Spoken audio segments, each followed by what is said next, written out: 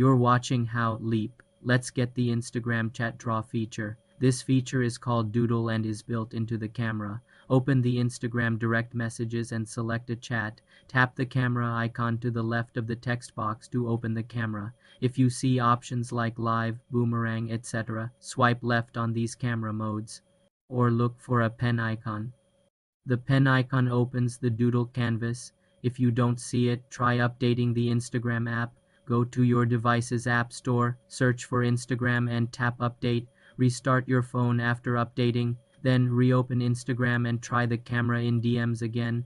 The feature should now be available. If not, it may be a server-side update still. Rolling out.